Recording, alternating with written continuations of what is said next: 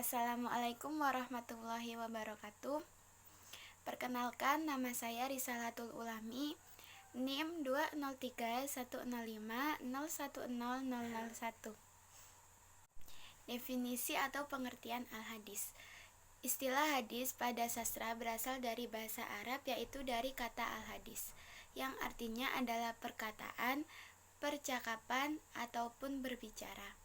Jika diartikan dari kata-kata, maka pengertian hadis adalah setiap tulisan yang berasal dari perkataan ataupun mengacu pada Rasulullah Muhammad SAW.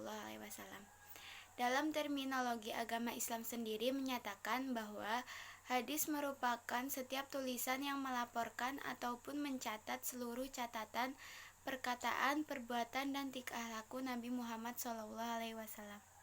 Di sini saya akan menyebutkan jenis-jenis hadis. Yang pertama, hadis mursal, yaitu merupakan hadis yang penutur satunya tidak dijumpai secara langsung. Yang kedua, hadis munqati, merupakan hadis yang putus pada salah satu ataupun dua penutur. Yang ketiga, hadis mu'dal, merupakan hadis yang terputus pada dua generasi penerus berturut-turut. Yang keempat, hadis mu'allaq, merupakan hadis yang terputus banyak 5 penutur, dimulai dari penutur pertama secara berturut-turut. Yang kelima, mudallas hadis, merupakan hadis yang tidak disampaikan secara langsung kepada penutur.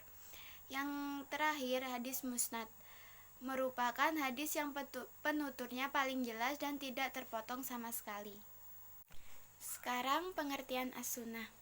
Di dalam bahasa Arab, sunnah dapat diartikan dengan pengertian arus yang lancar dan mudah, atau bisa disebut juga dengan jalur aliran langsung. Sedangkan pengertian sunnah menurut syariat ialah segala sesuatu yang sumbernya dari Nabi Muhammad SAW, baik dalam kaul, fi'li maupun ketetapan, sifat tubuh, serta akhlak bagi umat Islam. Ada arti lain mengenai sunnah dalam bahasa Arab, yakni kebiasaan atau biasa dilakukan, atau jalan atau riwayat hidup. Macam-macam sunnah di sini ada 3. Yang pertama, sunnah qauliyah.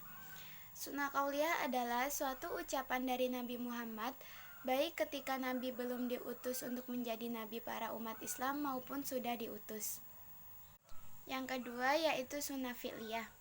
Sunnah fi'liyah adalah segala perbuatan yang dilakukan oleh Nabi Muhammad, baik itu saat Nabi telah diutus oleh Allah untuk menjadi nabinya para umat terakhir, ataupun ketika Nabi Muhammad belum diutus. Yang ketiga yaitu sunnah takririyah. Sunnah takririyah adalah sebuah sunnah yang bersumber dari Nabi Muhammad tentang ketetapan. Maksudnya, yang Nabi Muhammad membiarkan apa yang dilakukan oleh sahabat Nabi saat melakukan perbuatan yang tidak wajar. Diamnya Nabi inilah yang dinamakan dengan ketetapan. Nabi Muhammad tidak melarang ataupun mengatakan boleh terhadap apa yang sedang dilihatnya. Diamnya Nabi ini yang dianggap oleh kaum muslimin sebagai tindakan membolehkan, tetapi belum tentu mendapat pahala. Pengertian khobar dan atsar. Khobar menurut bahasa serupa dengan makna hadis, yakni segala berita yang disampaikan oleh seseorang kepada orang lain. Ulama lain mengatakan bahwa khobar adalah sesuatu yang datang selain dari Nabi Muhammad, sedang yang datang dari Nabi Muhammad disebut hadis. Ada juga yang mengatakan bahwa hadis lebih umum daripada khobar, sehingga tiap hadis dapat dikatakan khobar, tetapi setiap khobar dikatakan hadis.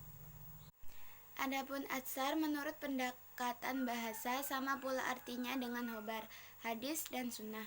Sedangkan atsar menurut istilah terjadi perbedaan pendapat di antara pendapat para ulama.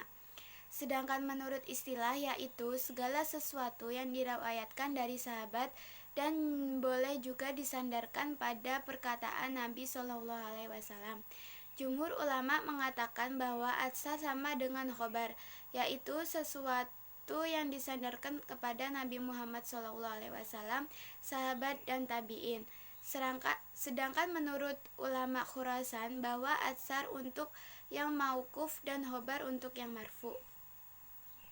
Yang terakhir yaitu pengertian hadis qudsi. Kata qudsi sekalipun diartikan suci hanya merupakan sifat bagi hadis. Jadi hadis qudsi adalah segala ucapan yang Nabi sandarkan kepada Allah dan menceritakan darinya. Dalam kata lain adalah sesuatu yang dikehendaki Allah untuk disampaikan kepada Nabi Muhammad melalui ilham atau mimpi. Kemudian Nabi Muhammad menyampaikan kepada umatnya menurut susunan bahasanya sendiri dengan menyandarkan kepada Allah Subhanahu wa taala. Demikian presentasi saya. Kurang lebihnya mohon maaf. Wassalamualaikum warahmatullahi wabarakatuh.